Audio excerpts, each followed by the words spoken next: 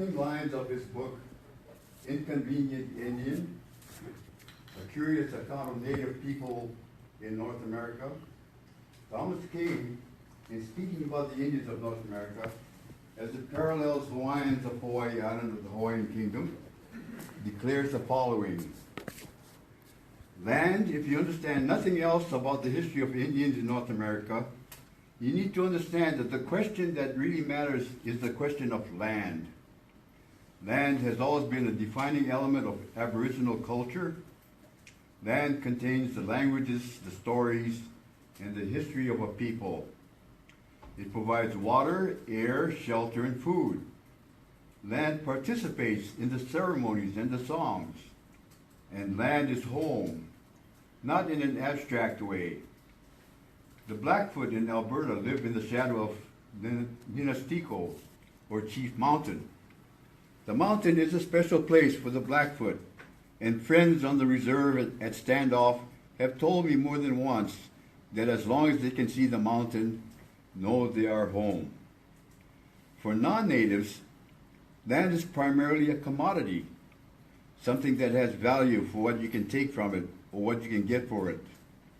So yes, when one can see the mountain or be up there, experiencing its lofty ridges and distant slopes, Mauna Kea is our mountain. The mountain that is DNA and blood related to us according to principles of Hawaiian cosmology, our elder mountain brother. Its status to us is as elevated as that of our other elder brother, the Kalo. The mountain is also the place where the bones of many of our ancient ancestors have deteriorated to become, with the rocks, stones, and gravels, the actual substance of what is the mountain. Like its brother mountains scattered over the earth that are respected and acknowledged and possibly worshipped, Mauna Kea's status is indeed as important to many Hawaiians. According to Katie Leary, who writes about science, travel, animals, and the arts, mountains are indeed sacred. She writes, religions around the world have long attributed divine qualities to the mountains that tower over their civilizations, and it makes a lot of sense. After all, these looming peaks are often the objects that are most closely positioned next to the heavens, the celestial bodies, and the unknown. However, that's not the only reason why mountains are often imbued with religious significance. Many of Earth's peaks are considered sacred because of their connections to famous events. When Noah's Ark came to rest upon Mount Ararat, or because the mountain demonstrates a godlike strength for destruction. Consider Mount Shasta or Mauna Kea. Regardless of whether you believe the legends that surround them, it's hard to deny the sublime power that mountains represent. And these are some of the reasons why I place so much significance on the sacredness of Mauna Kea.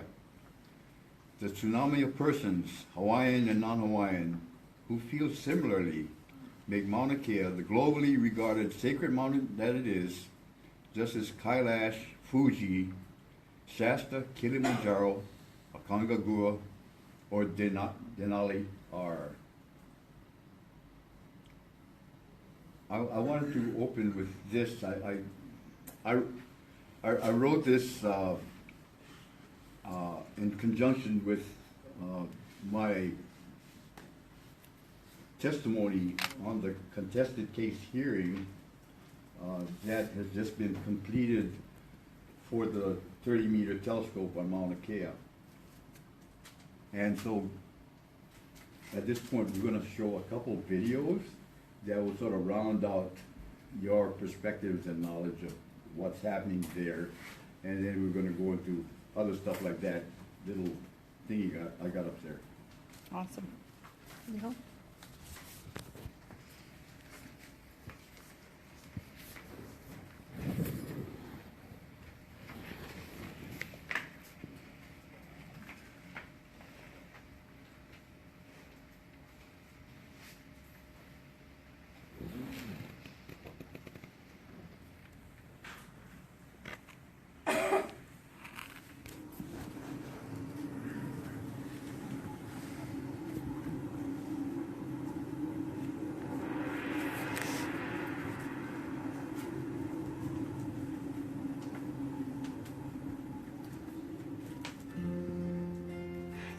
imagine Mauna Kea from the distance.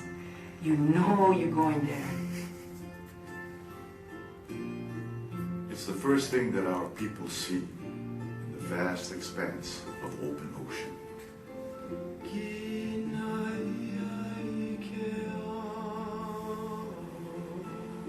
As they sail home to Hawaii after long voyages to the south.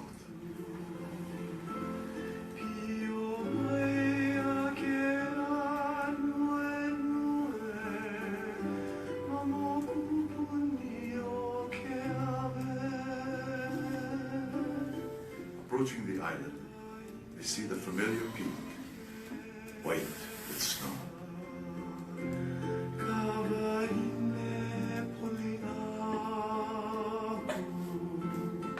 Mauna Kea welcomes them home.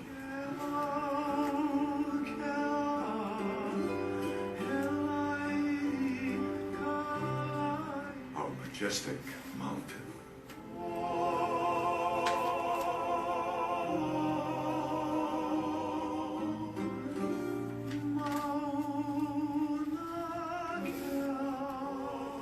Who live in its shadow, Mauna Kea is a place of strong mana, connecting us with our ancestors from the beginning of time. Probably in all societies, mountains are a big deal. Whether it's Mount Fuji, whether it's Mount Olympus, whether it's Himalayas, almost every culture in the world that's around high mountains honor its peaks.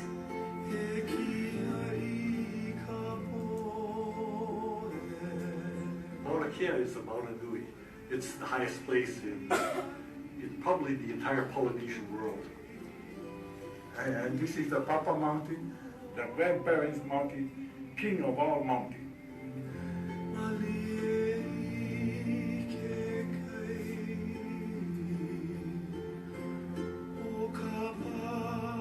It's inspiring. Mountains inspire us fundamentally. They're not just a physical element in our aina. They are a way of behaving. They teach us how to live. When you stand on the summit, looking at the full moon in that beautiful lavender light, and you see the shadow of Mauna Kea,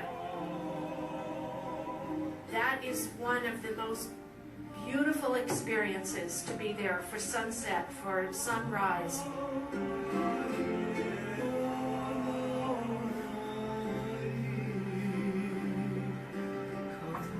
You can almost reach up and touch the stars, touch the sky. Everything seems so close. Some of the most special places are indeed the high places on these islands. And when you move out of the forest zone and you rise above the clouds and you look up to shrublands of kiawe and other native plants, and above that to the cinder cones and the snow above that, you're just transported into something that you know at all levels. You know you're entering something extremely special. And I think that's probably why a lot of cultures look at our large mountains as our temples, our temple mounts, our sacred places. They're like a physical example and a symbol of something that is greater than us, something much more powerful. The whole mountain throughout history was used as a burial ground of the highest born and most sacred ancestors. So many generations that they've now turned to dust.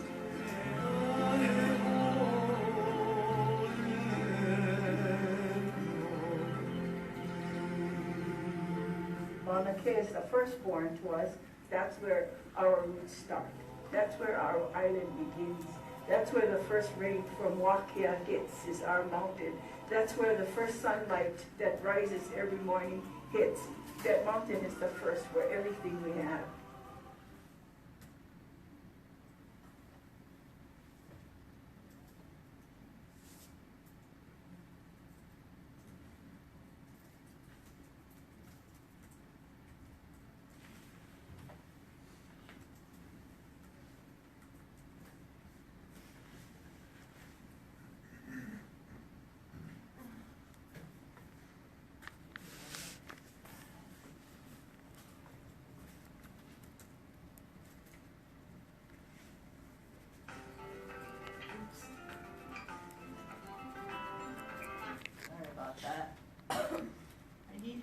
my helper? You know what it's called.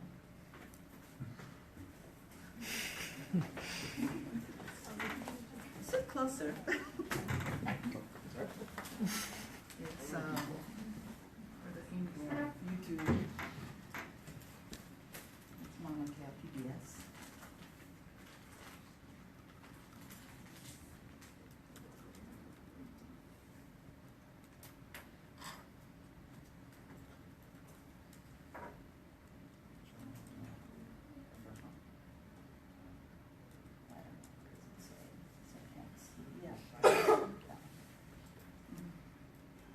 But first, science correspondent Maile returns to a Hawaiian mountaintop for a second report on astronomers' efforts to build a cutting-edge telescope there, and the controversy that's raised with native Hawaiians who regard the area as sacred. It's part of our weekly Leading Edge series. This is where the heavens meet the earth, and the sacred meets the scientific. They stand in opposition here, amid a long fight to stop construction of the giant 30-meter telescope. And yet both worlds are also closely aligned with the stars. Mauna Kea is actually our origin place. Kealoha Pashoda took us to her family's altar, or Lele, one of hundreds of native Hawaiian stone shrines that dot the mountain. We still bring offering here. These are remnants of offering from people from around the world, actually. Her Polynesian ancestors were the first navigators, using the stars to find their way here in small boats more than 1,000 years ago, celebrated in the latest Disney movie, Moana. At night we name a star, we know where we are, we know who's The star knowledge of our people has helped the Polynesian people circumnavigate the globe, millennia before, most of the discoverers were doing it. But the summit of this mountain is also arguably the best place on Earth for astronomy, home to 13 world-class observatories. We're in the Keck 1 dome, and what we're looking at here is the back of the Keck telescope. Mark Cassis is a support astronomer at the W.M. Keck Observatory. Its twin 10-meter wide mirrors are two of the largest and most productive telescopes in the world. This is 300 tons moving and keeping things to an accuracy of a few nanometers. There are 36 separate hexagons tightly arrayed to make a primary mirror that is much larger than can be created with a single piece of glass. It is this breakthrough innovation that made possible telescopes this powerful and precise. Sometimes I get a little teary-eyed when I'm talking with other people because I really like the place and excited about sharing it. For me, it's a testament to humans' curiosity about the universe and the world in which we live in. It was the tug of science that first pulled Kealoha Pashoda to the summit of Mauna Kea. A physics major and lover of astronomy, she worked for 12 years as a technician at this observatory.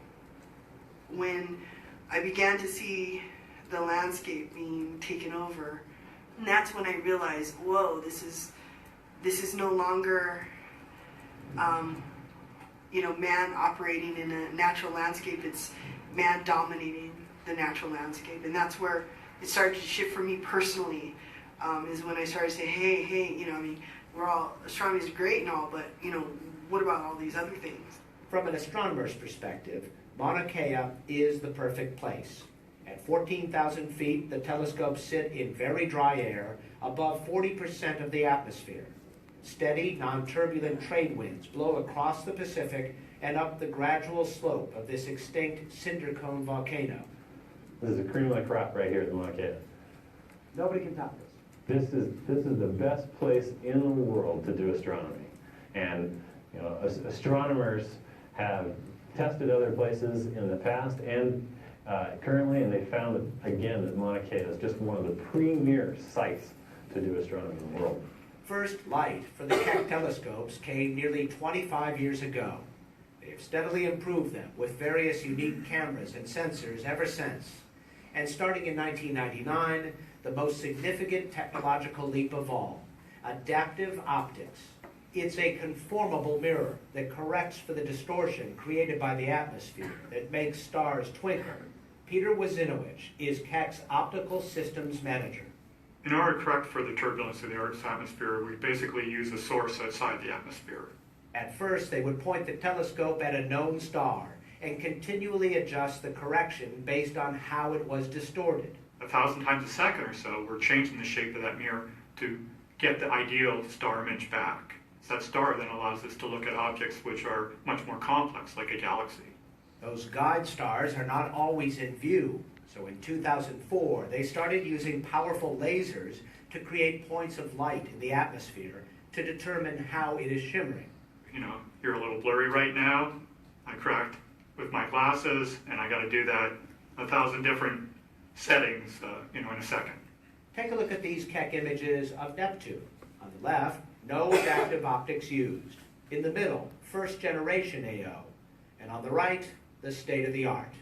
Look at Uranus, without AO, and now with it.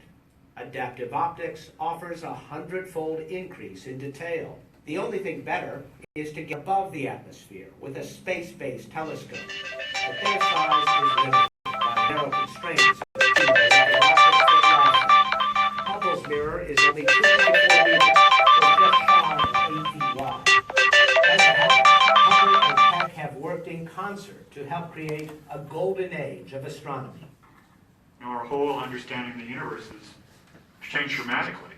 20 years ago, we really didn't understand or know about dark matter and dark energy, for example. And that's, 95% of the universe is stuff we have no familiarity with. Hopefully with the next generation, maybe we'll be moving to the platinum age.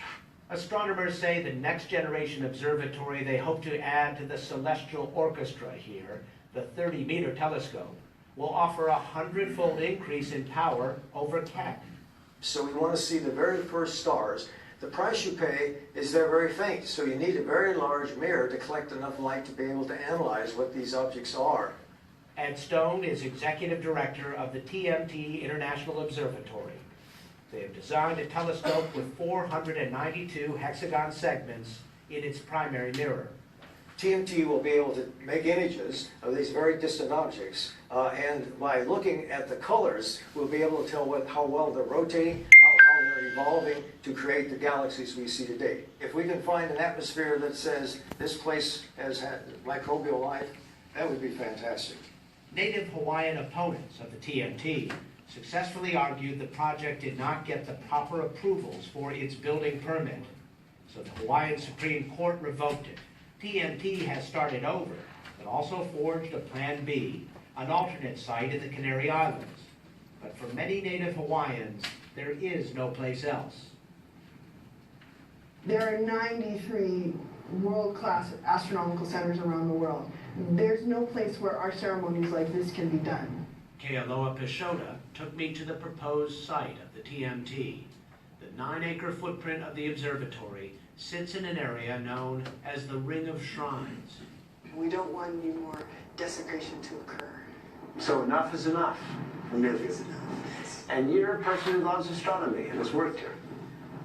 Yeah, and I do think that even astronomy needs to recognize that there are physical limits, and you can't work in a vacuum. But the vacuum they are so focused on, space itself, beckons. Astronomers believe they are on the cusp of unlocking some big secrets and answering perhaps the most intriguing question of all. Are we alone in the universe? The fight over the TMT is a reminder they are not alone on this high mountaintop. Miles O'Brien, the PBS NewsHour on Mauna Kea.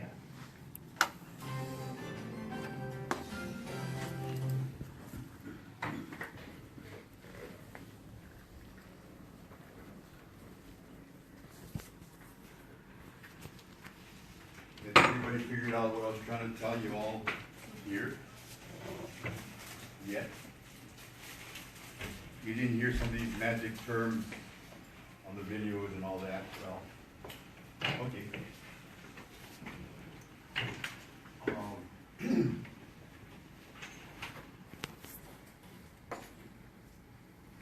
What's going to happen is we're going to put an equal land there, and what I was gonna write here, I'm gonna put down here.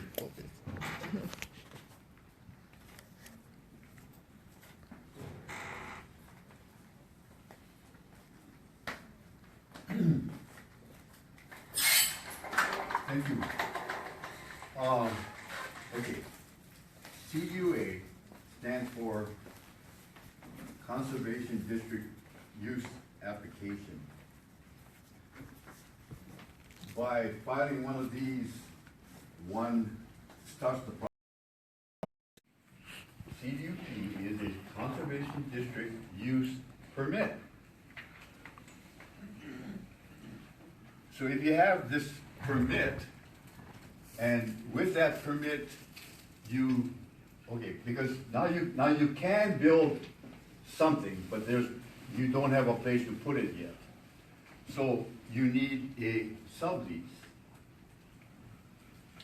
So permit plus sublease can give you a TMT. And so the University of Hawaii has been trying to get these things together so that they can build this TMT, and they've been working at it for a number of years.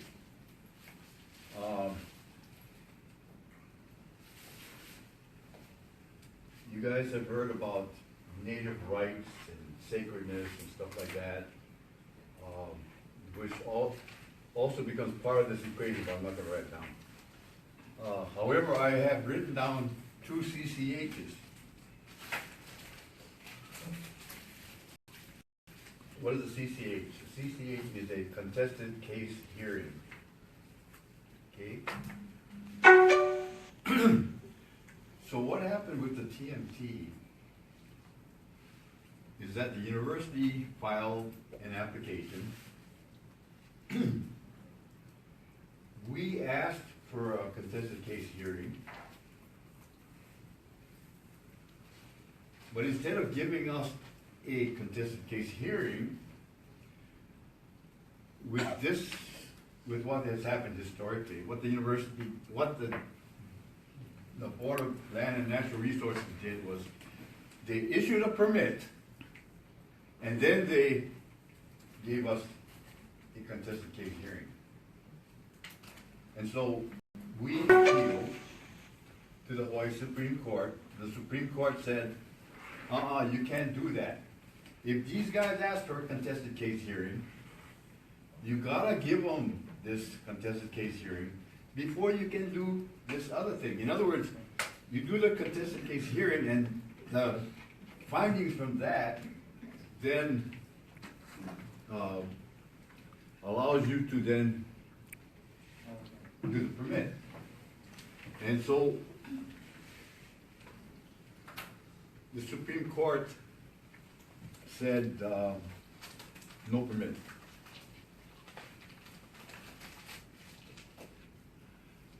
Interestingly, hope I don't bore you guys, but it's really bad time. I hope you don't get bored, because if I tell you that, you might get bored. But anyway, in the CUA, the university says we would like to be able to build a telescope, a 30-meter telescope, and we would like this entity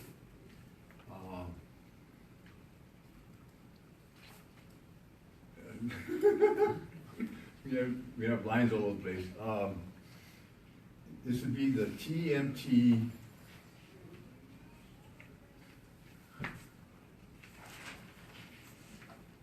Observatory Corporation.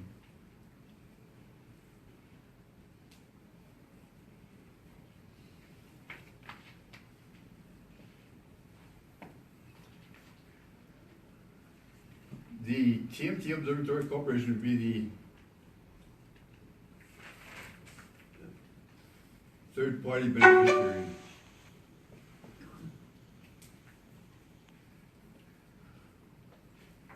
Okay?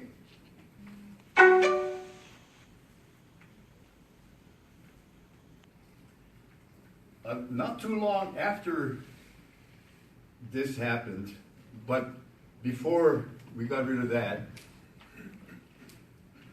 there was a sublease issued. And who was on the sublease? It was an entity called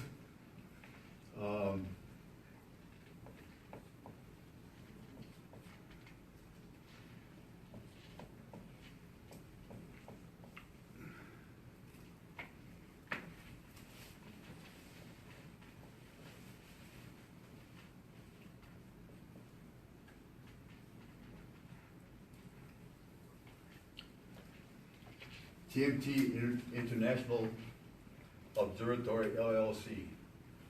And everybody knows that this entity is not the same as that entity, right? They're two different corporations. So in the meantime, something got switched. But there was no supporting paperwork for this switch. And we started arguing that these guys who had the sublease, well, it was a mistake. Okay, but remember, we have this CCH down here. Up to this point, there were no contested case hearings held for subleases. And so, one of our friends, Kalani Flores, appealed the sublease that was in these guys' name, saying that he had asked for a contested case hearing, but he wasn't given one, and the sublease was issued without the contested case hearing, which he claimed was necessary. So Third Circuit Court in Hilo, Judge Nakamura said, hey, you're right. And he X'd the sublease.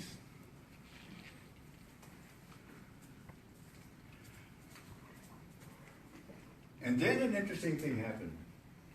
The state of Hawaii appealed that decision. The state of Hawaii is saying, you don't really need a contested case hearing. So they tried to reverse it, right? And so, with all the stuff that goes on in an appeal, this Thursday, 2 days from now, at the Supreme Court, this question is being argued, discussed, and all that. Yes? So are you saying that because the sublease to TMT International Observatory was canceled, you're saying that? So the contested case hearing... The Third Circuit Court, Judge Nakamura and Hilo, canceled revoked the sublease. So revoked. So then you don't have the contested case hearing. It gets a little more convoluted. DLNR had to consent to this sublease, and they did. And what the judge really did was he revoked the consent because DLNR did not do this contested case hearing. And so essentially the sublease was revoked, but it was really the consent that was. And so this Thursday, 10:30, Hawaii Supreme Court, downtown Honolulu, behind the Kamehameha statue. The Supreme Court is going to hear oral arguments on why or not there needs to be a contested case hearing on a sublease. So this is state of the art. It's happening right now. It's a question that's, it's going on now. On a sublease that was revoked. Yes. And that's why I came to town to support Mr. Flores in his challenge of this process.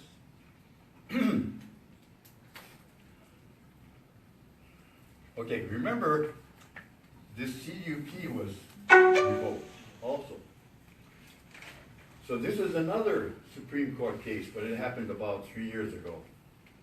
And the Supreme Court said, okay, we're going to revoke this permit, and we're going to send this thing back down to BLNR, the Board of Land and Natural Resources, to do another CCH. Because remember they had put the cart before the horse, they did the CUP before they did the CCH, as a CCH.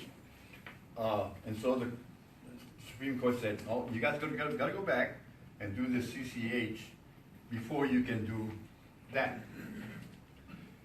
And so for the last couple of years, we've been going through this CCH process. And in September of last year, the Board of Land Natural Resources said, okay, fine, you guys got this CUP.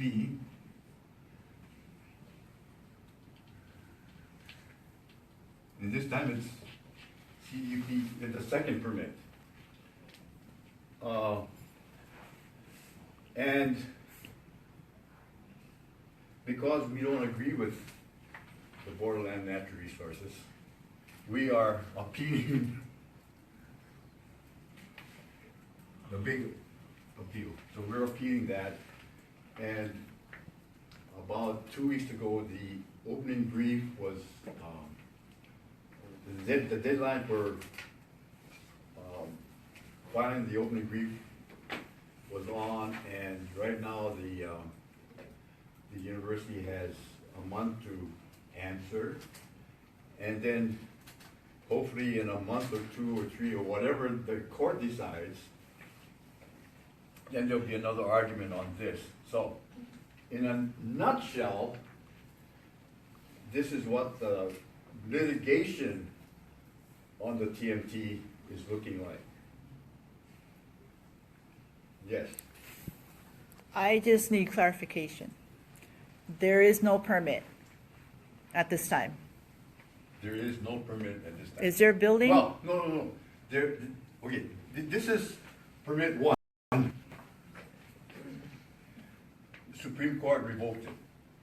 Then they went through this second CCH, which now gives you the second permit that was approved in September of 2017, which we are appealing now. And then the construction has already started?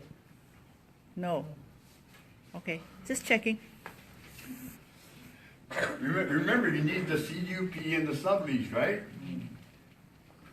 So now they have a CUP 2, but they don't have the sublease, and that's what they're appealing, right? So if the Supreme Court says that this is wrong, you don't need a CCH, they will reinstate the sublease, and then they'll be able to build. Because they now have the second permit, they would then have this sublease if the Supreme Court decides that, and they can build this. Even if it's on appeal? Well, the appeal sort of slows things down. So they can't technically build if we're appealing their... Right. Can you explain what the TMT is for those who don't have a clue, and then what it looks like? The TMT, what does it look like? Okay, there are a number of pictures of this roundish 180-foot tall structure in the videos. That's what the TMT is supposed to look like if it's built. How big is it? 180 feet tall. How wide? 30-meter telescope, 30 meters in diameter, made up of a number of mirrors. Does it also go under the ground? Support structure. Above the ground. I mean the support structure to have it built. Does it go down as well as up? Go down 20 feet. So actually, it doesn't go really way down to house such a large above ground structure. Let's see. Okay. This is the litigation part of things.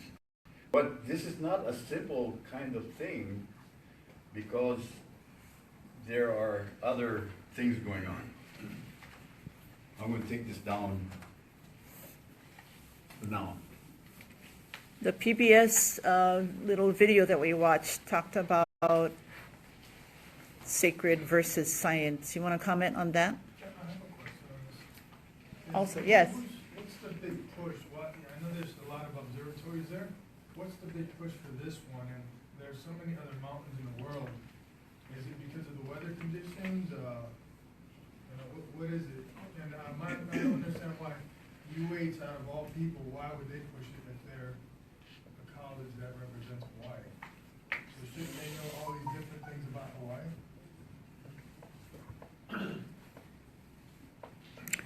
Money?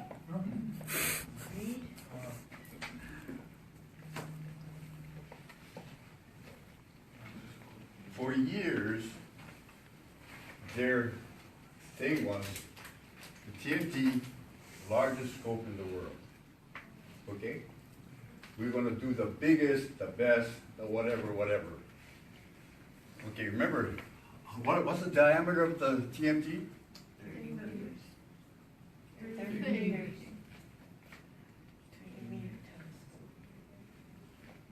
30 meters.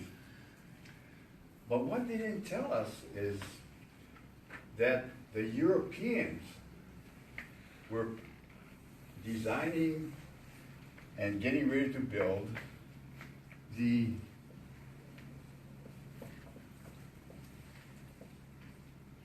EELT, which is the European Extremely Large Telescope. And this one, originally it was supposed to be 43 meters, but then it got downgraded to 39. And so, and this one is presently being built in South America, in Peru, well, sort of like Peru, Chile, right at the west coast of the continent. But for sure, it's presently designed, whatever, 39 meters, is bigger than 30 meters. And yet, for a long, long time, they kept on, with their big PR firms and all that, we're still going to build the biggest telescope in the world. And some of that stuff still sneaks through, but they've been, like resting on their laurels. And so they're making everybody think big telescopes, the best, biggest, whatever, and all that. And interestingly, what's happening is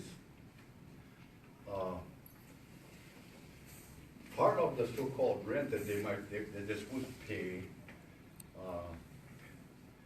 will amount to them contributing $1 million a year to Hawaiian children for STEM education, which is not bad.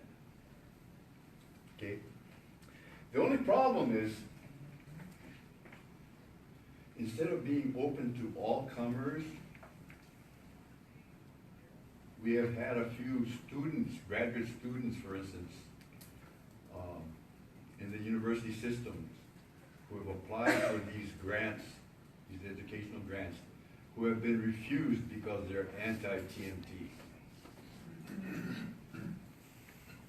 And so, politics are being played all kinds of different ways.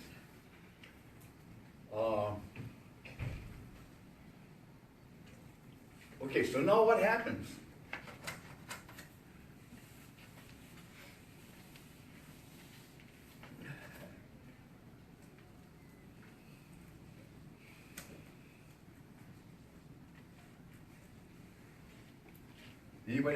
Anybody heard of that one? You have? Can you? Okay. At the legislature right now, what does SB stand for? Senate bill. Senate bill, terrific. Senate Bill 3090. The Senate is trying to, okay, right now, Mauna Kea comes under BLNR. BLNR, DLNR,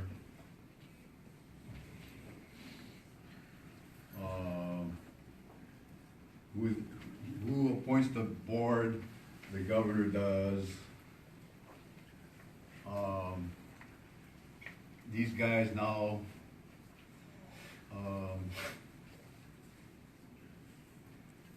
they've done a general lease of Mauna Kea.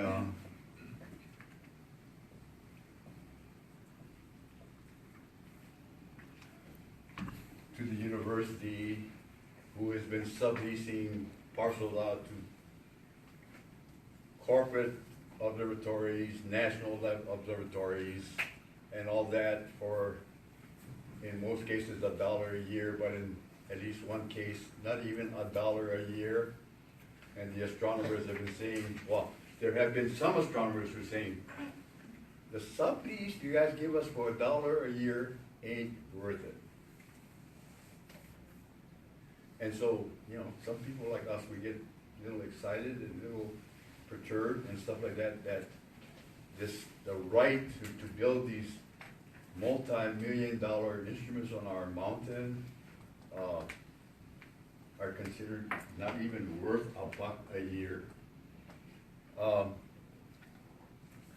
Okay, this is the present situation.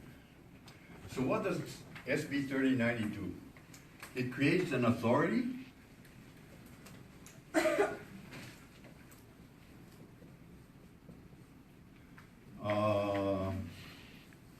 seven members appointed by the governor.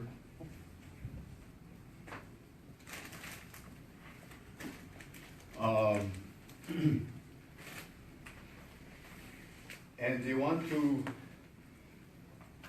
have fees to go up there.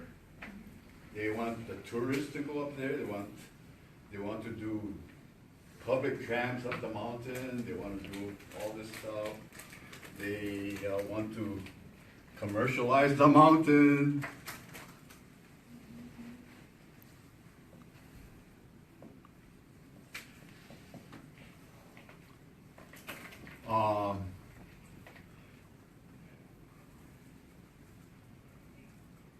For me, I have said that 3090 takes away from the foxes and gives it to the wolves.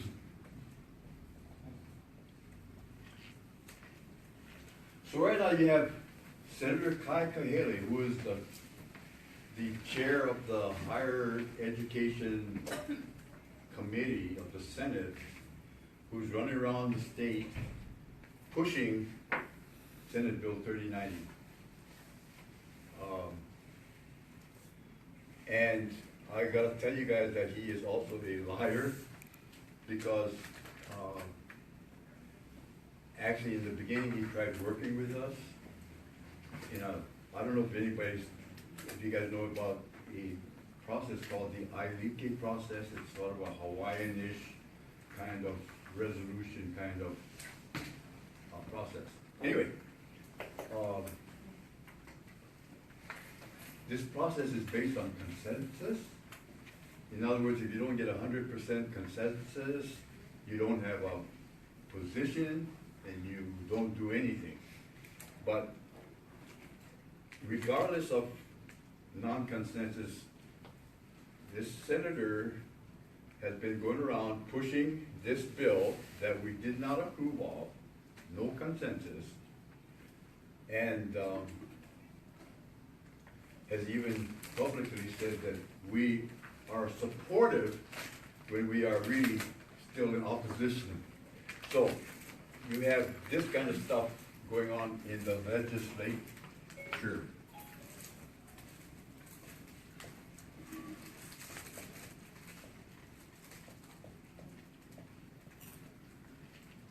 While this is going on, you have Mayor Kim of Hawaii Island, who wants to set up an international park on Mauna Kea.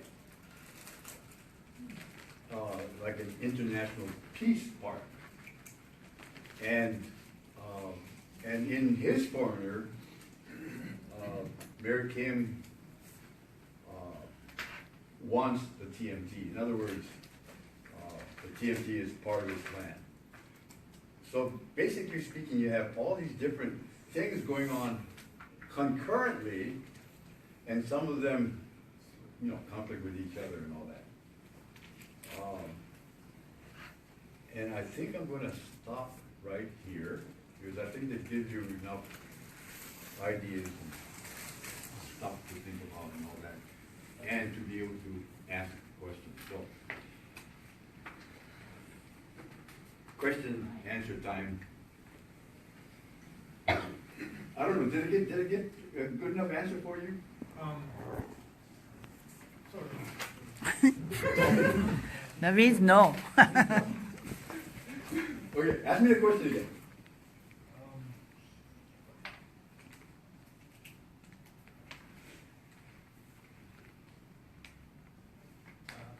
And there's no right or wrong question. I mean, yes, this is open country. We want to get you guys thinking. And maybe I got the answers, maybe I don't. Yes? The SB 3090, I voted in against it, right? So there were like 900 people who were opposing this bill. Between 700 and 800, yes. Whatever the amount. Yeah, it was yeah. quite a few people Yeah. versus zero. And me too. Right. So why aren't they listening? Why didn't our voices matter at this point? Is it me? Are you trying to say? Is it telling us that our voices don't matter? We don't matter. It's all the top guys, the governor, whatever they want. They're gonna run it how they want. What can I say? And it doesn't matter who the people are. And we're supposed to be the people of the United States and all this When stuff, but we're nothing. When Senator Kahele was asked the question, what he said was, this opposition was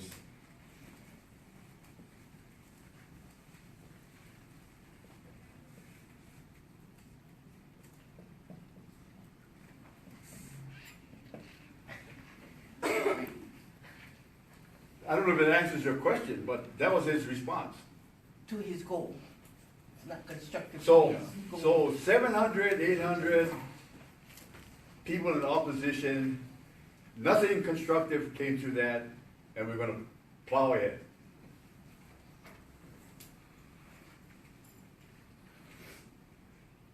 And on top of that, these 7 members, they're going to be full-time.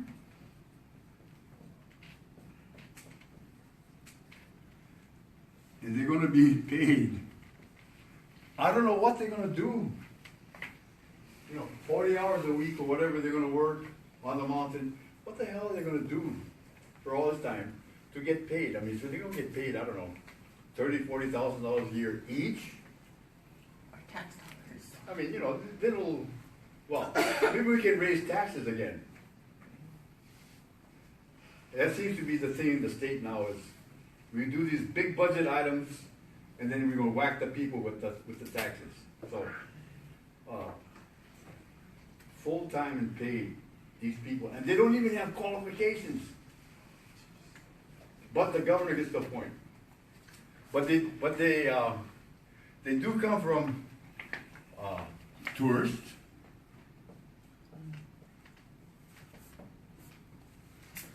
Like, I don't know, is it DBG, one of those alphabetical whatever, something or other.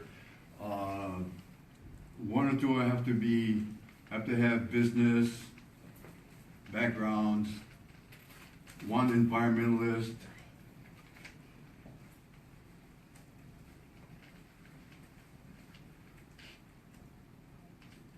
Two Hawaiians.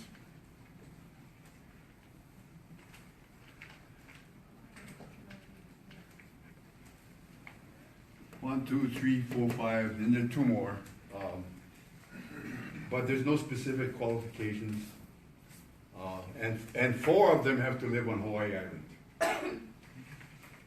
So, to me, what this does is takes away from this model, makes it this model, which is not all that different, with the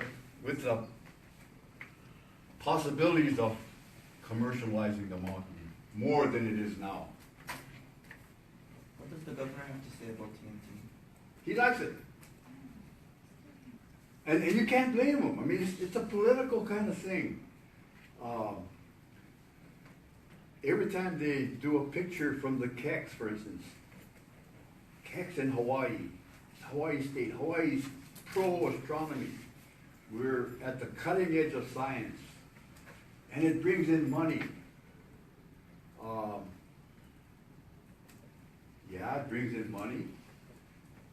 And these guys who come in, okay.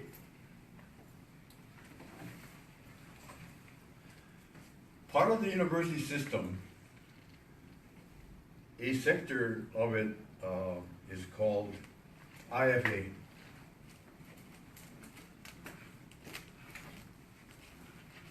Anybody know IFA? IFA is the Institute for Astronomy. And they have a pretty healthy budget. They just lost their head guy. I won't mention names, but he was making slightly less than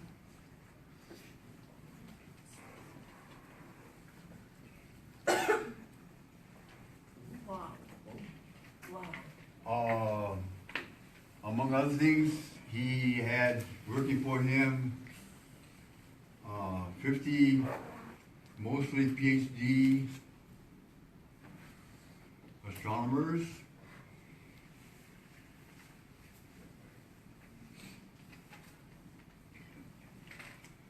engineers,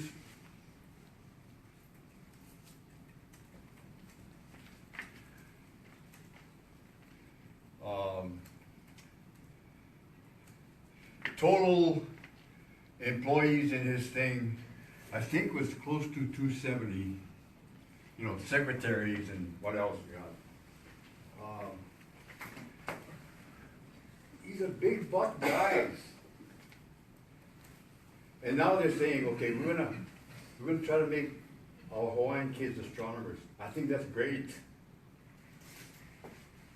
Because it'd be great to have local people making this kind of money instead of guess who's making it now. People coming from all over the world making big bucks, raising real estate values,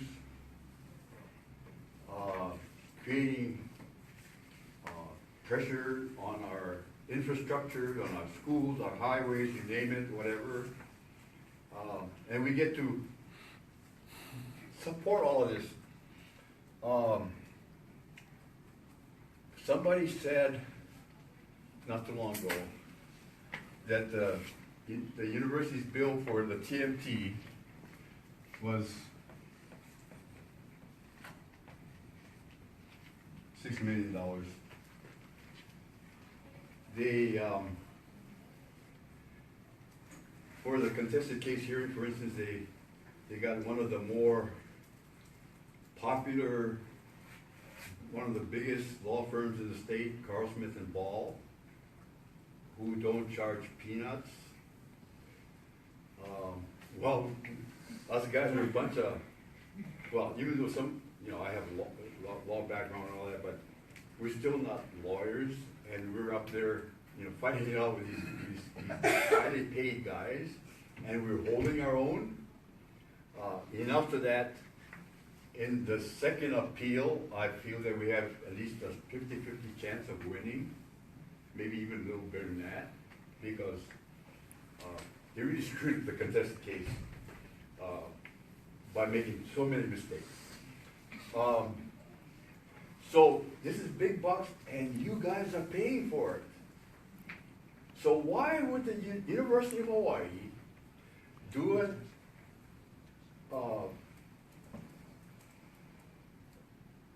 an application to benefit a rich, multi-international corporation that up to a point never put in a dime, and yet the citizens, the taxpayers of the state of Hawaii are paying for all this stuff. And so one of the things I need to do is to, you know, get this consciousness up to this degree where you guys are realizing that you're the bill payers. And yeah, Hawaii is at the cutting edge of astronomy and all that. And I'm not downgrading that at all. But the other part about it is it really science versus religion on the mountain?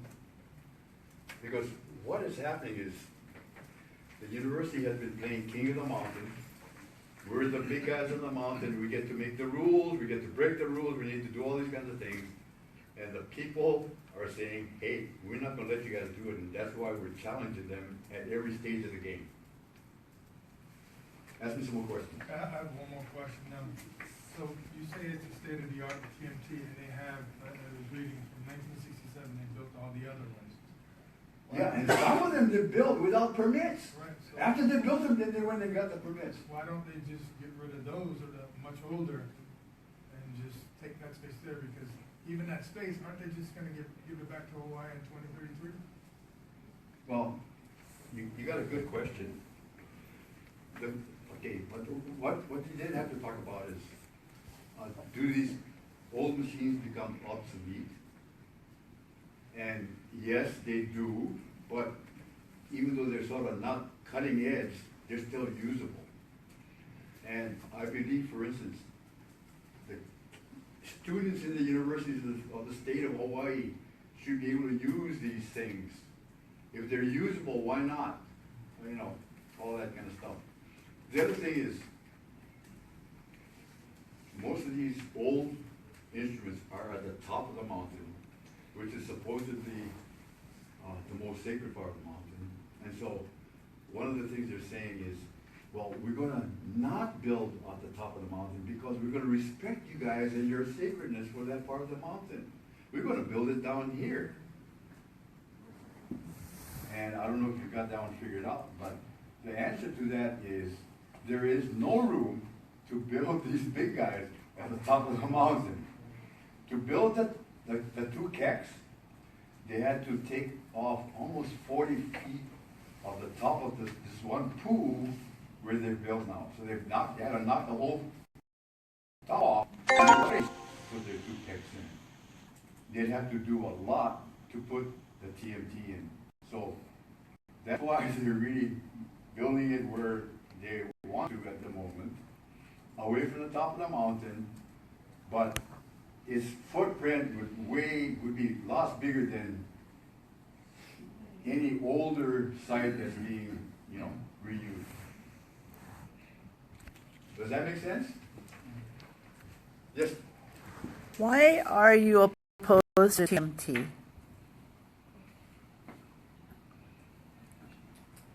Mostly because I don't like the university doing what it's been doing on the mountain, making mistakes,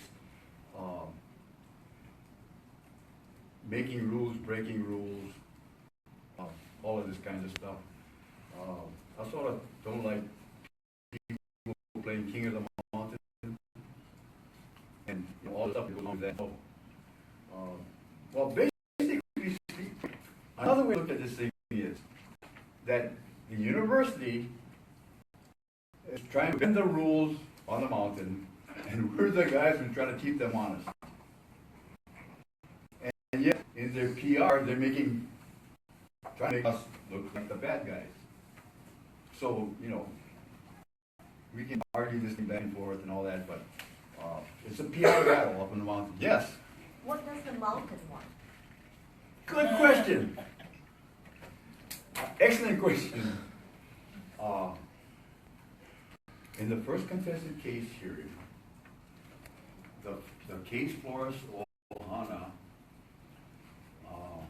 as one of their points, asked the question, has anybody asked Mo'o Inanea, who is supposed to, I don't know if you guys know about mo'os and things like that, but she's supposed to be the mo'o of Lake Waiau, which is one of the most sacred waters of the so-called state of Hawaii. Yeah, has anybody asked Mo'o Inanea if they could do this? Of course they haven't. Or Poliahu, or Lilinoe, or Waiao, or any of the other gods and goddesses of the mountain. And so, as practitioners, you know, hopefully we're asking some of the questions that go to this question. And of course, from a Western point of view, you know, this is like mythology 101 or something. And spirituality, sacredness, I mean, these intangibles don't count. And so you have this kind of mixed, quote, Hawaiian, quote, Western kinds of things that are going on, these philosophies, these cosmologies, all this kind of stuff going on. And so there are lots of questions, probably more questions than answers. I don't know, how am I doing for time? We have 6 minutes. 6 minutes. Okay, that's that. But, yeah. We can argue back and forth and everything, but everything will be settled this Thursday, right? No. On the hearing? No. However, okay, the Supreme Court's going to listen to this argument, right? They will probably take it on under advisement, which means that they're going to come up with a decision next week, next month, whatever. However, I believe that chances are they're not going to reverse the lower court's decision, which means that they're going to require contested case hearings, and when that happens, TMT is gone. Because among other things, TMT has been claiming for the last, I don't know, 6 months or more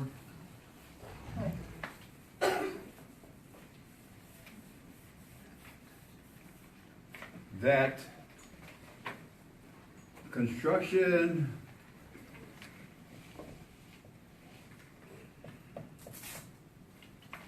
is going to happen in April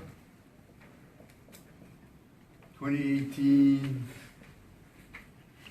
no matter where. And it's March, and the Supreme Court is deliberating. And so there's no way that they're going to be able to construct on Mauna Kea by the end of next month.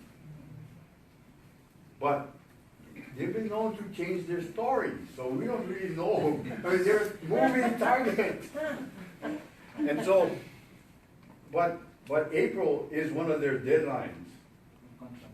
And if the Supreme Court comes out and says, yeah, you need a contested case hearing for these subleases, they run out of time. And then they got to contend with our appeal that I think we have a good chance of winning. And so I'm predicting that it ain't going to happen. But I'm biased.